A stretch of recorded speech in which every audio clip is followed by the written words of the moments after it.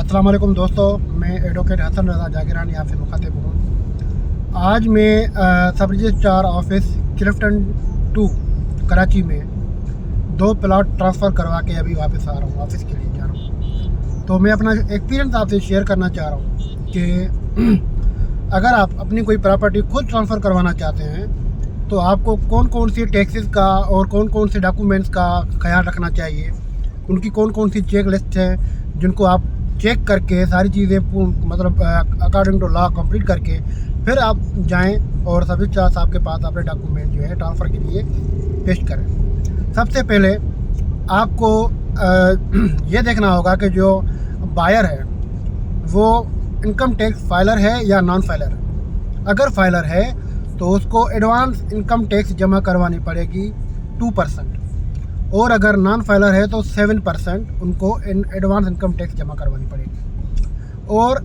आजकल जो सेलर है उन सब सेलर्स के ऊपर गेन टैक्स लगाया जा रहा है। पहले एग्जेम्पशन होती थी लेकिन अब सारी एग्जेम्पशन ख़त्म हो चुकी है, सब के ऊपर गेन टैक्स लग रहा है। वो अगर फाइलर है तो 2%, अगर नॉन फाइलर है तो 4% उनके ऊपर टैक्स लगेगा। इसके अलावा डीसी वैल्यू, जो डिस्ट्रिक्ट कलेक्टर वैल्यू होती है, एक होती है एबीआर वैल्यू प्रॉपर्टी की, एक होती है डीसी वैल्यू। तो अगर आप प्रॉपर्टी जो है आप अपनी ट्रांसफ़र करवा रहे हैं तो उस पर जो स्टैंपिंग होती है वो 1% होती है डीसी वैल्यू के हिसाब से। आजकल ई स्टैंपिंग हो रही है, पहले तो स्टैंपिंग ऑफिस से वो स्टैंप लगते थे, अभी वो ई स्टैंप पेपर मिल रहा है, उसमें आपको 1% जो है वो डीसी वैल्यू के हिसाब से जमा करवाना पड़ेगा। और ये हो गए 3 taxes, advance tax, gain tax और स्टैंपिंग। इसके अलावा आपको जो है अपना सब रजिस्ट्रार के नाम पे बनवाना पड़ता है पे ऑर्डर, 1100-1200 का वो आपको बनाना पड़ेगा। सब रजिस्ट्रार जो भी कंसर्न सब रजिस्ट्रार है उसके नाम से आपको स्टैम्प पेपर पे ऑर्डर बनाना पड़ेगा। चौथी जो चीज़ है वो है टाउन टैक्स।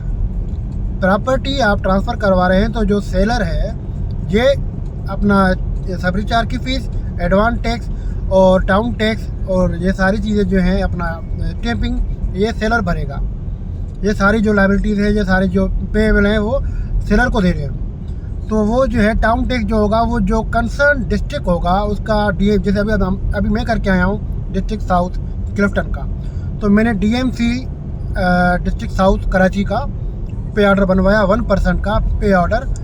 तो वो हमें वहाँ पे कंसर्न ऑफिस में जमा करवा के वहाँ से रिसिप्ट लेनी होती है और वो डॉक्यूमेंट के साथ लगा के हमें जमा करवाने होते हैं सब रजिस्ट्रार ऑफिस में। कहीं कहीं ऐसा सिस्टम होता है कि आप सब रजिस्ट्रार ऑफिस में ही वो उनका बंदा बैठा होता है, डीएमसी वालों का या किसी का भी, तो उनको आप वहीं से रिसीव ले लेते हैं। तो ये हो गए 4 चीज़ें हो गई, town tax, gain tax, advance tax, e stamping और ये सब रजिस्ट्रार का पे ऑर्डर। इन चीज़ों का आपको ख्याल करना है।